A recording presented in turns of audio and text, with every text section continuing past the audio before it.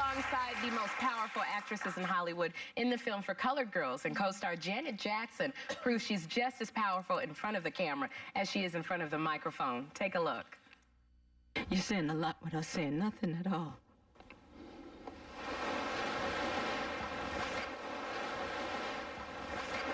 I'm sorry. Save your sorry. One thing I don't need are any more apologies.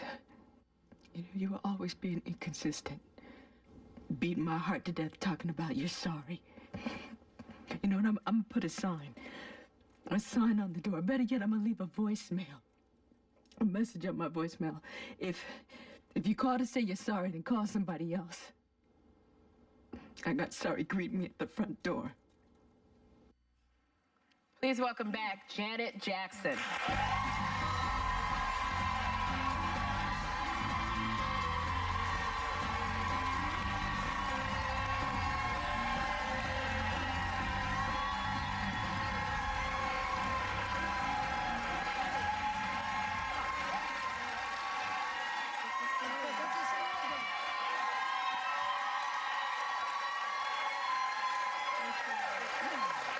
You look so beautiful. I just have to say, because I have loved you from the start. You came out here, gave me tickets to your concert, Janet, and every hairstyle I've copied. I love your new look. You have cut your hair off. It is a beautiful look. How do you feel about leaving the long locks behind and going? Oh, I feel very liberated. You feel liberated. Yeah, it's not the first time I've cut my hair, though. Yeah, but it's the first time I've done it since the whole internet craze, and so everyone's seen the short hair and made such a big to-do about it. Yeah. So you're gonna cut. Easier to work with, yeah. Easy to work. Get up and kind of go. You're gonna cut your hair? No. Well, I mean, I don't mind cutting because it's not mine. So yeah, I cut off. I'll go short tomorrow for you. But we saw the movie and were just blown away by your performance. You've worked with Tyler Perry. This is the third time that you've worked with Tyler Perry, and this is a much different role. Now, when he was here last week, he said he was intimidated by all of the women on the set and working with you guys. Now, were you intimidated at all with everybody? With everyone? I was so trying to be so focused and to get into the character. I was excited, though. Excited that, and I didn't really have a lot of scenes with the girls. Just, I think, 2. With Kimberly Elise, with everyone together. Yeah. So most of your scenes are with was it your husband that man you were living with? Yes, my husband and my assistant. Yeah. But you play in this. And I thought you were just terrific, by the way. But you play a magazine editor, very successful, very closed in, very tight person, and as you said, not a very nice person. Where did you look for to be able to portray that? Because that's not, you're soft-spoken, you're kind of shy. Well, I mean, that's what it's all about. Yeah. That's what's, and really trying to dive into the character and reading the script and really trying to pull who she is out. I mean, it was all there in the script, written on every page. It was just a matter of me just really focusing and putting a character together. When you read the script, did you say, I want to play this? Tyler actually told me about the character first. How did he describe you? As very... Oh, I can't say that. Yes, you can. Very what? Yeah, we'll bleep it. He called her a bitch. Oh, we use the word bitch every day here. He said she's very biatch if it makes you feel a little better. She's a biatch. There you go. Sometimes we say witch, and you can say I am not a witch. How would that be? I thought it was incredible too, because it's like the original words that were used in the play 36 years ago. This Tony Award-winning play were used in this film. Did you ever see the original play? No, I didn't actually, but I knew of it as a kid. I remember someone doing it. I was it was a hiatus from Good Times, and I was missing my brother so much, so I wanted to go to New York while he was filming The Wiz to see him, and that's when I thought, that's such a long title for a play, and that's how I remembered it, and I knew it was an all-female black cast. Well, they cut the title down now to just the Color Girls, yeah. Yes. A theme that runs through this film, and we saw it a little bit in the scene with your husband, is the duplicity of men, the fact that most of the men are so terrible to their women, and it has rape in it and anger and so forth. Have things changed? I think they have. I think it's gotten better. I mean, back in the day, we were considered second-class citizens. We were Especially properties. by your men? Women were considered second-class citizens. You know, the property of the husband, and there was a lot of domestic violence, and so to speak, we were in the closet. No one would believe you, believe us, and it's a different game today. I mean, we're very powerful.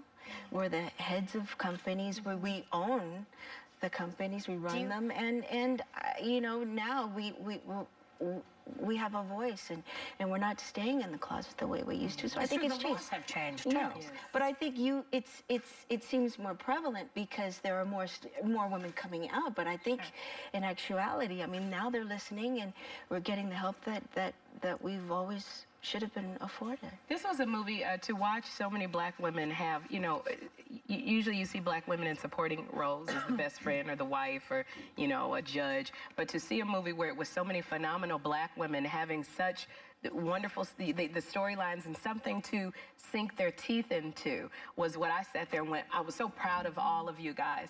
To be able to work with all of these. Whoopi.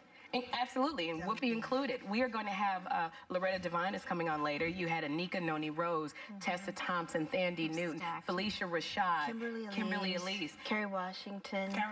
Yes. Yeah. So you guys, Macy Gray to be on this, to see all, you've got to support, to see all these beautiful black women on there just working. How was it just working with everybody? You said you didn't really do too many scenes, but I really didn't do too many scenes actually, and I kept the times when I did have scenes with them, I kept my distance, because just to stay in character, because she was someone that didn't want to have anything to do with that world coming from, you know. So you didn't stay a diva off camera though, did you? Because you were a diva on that camera. We'll find out. We want you to stay. We want you to stay. You tell us. Stage it. Just before we come back, I want to ask you one of the most poignant scenes that I can remember was at the service for your brother when his children put their head on your shoulder. I'll never forget their love for you and your kindness and love for them. How are they doing?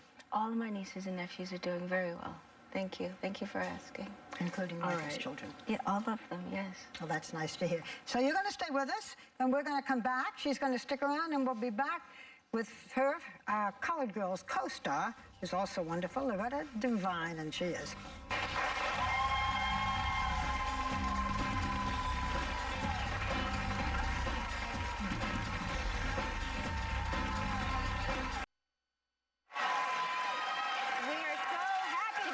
Janet Jackson, whose co-star Loretta Devine is a woman we have loved in everything from Waiting to Exhale to Grey's Anatomy, and now is part of the mighty ensemble cast in the movie for Colored Girls. Take a look.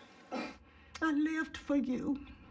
Oh, I know I did it for myself, but I couldn't stand it. I couldn't stand being sorry and colored at the same time. It's so redundant, huh? In the modern world. I guess this is goodbye. Like you've never seen it before. We're so happy to welcome Loretta Devine.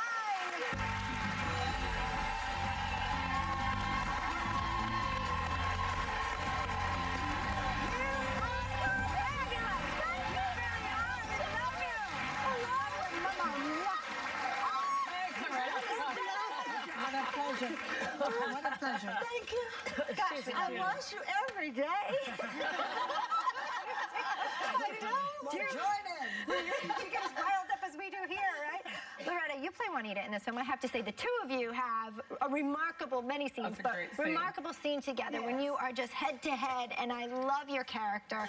You play a nurse where you go and you talk to young girls about protecting themselves in heart and in body against men who might be running around on them, bringing back diseases, and interestingly enough, and ironically, your character has a cheating boyfriend. Exactly. How come? I mean, a lot of women relate to that, so it obviously is a common theme, right? Right. Well, you know, everyone teaches you do as I say, not as I do. Sure. So Juanita is that type of person. She's an overgiver. She gives more than she should.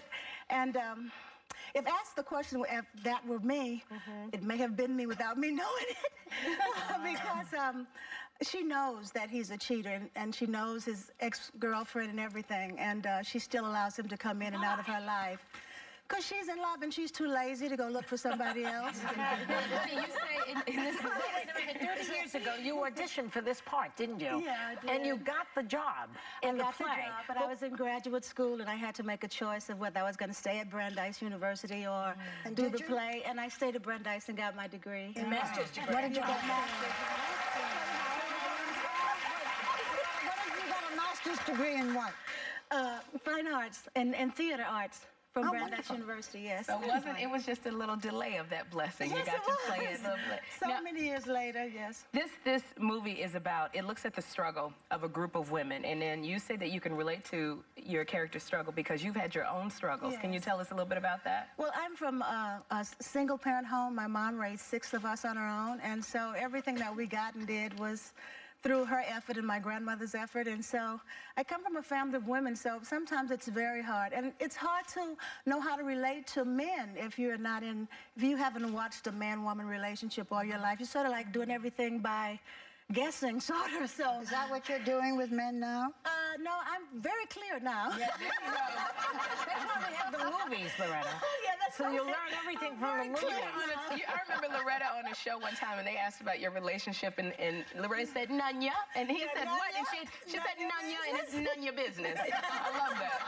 But you're also talking about self-esteem, and you have written a book, Janet, coming out January 1st of the year. January, Which yes. is about self-esteem. True. It's about self-esteem. It's about weight loss, weight gain. Basically, people have asked me, how did I do it? And so instead of just writing about the nutrition and the workout regimen, I decided to go a lot deeper, which took me... Did you lack self-esteem?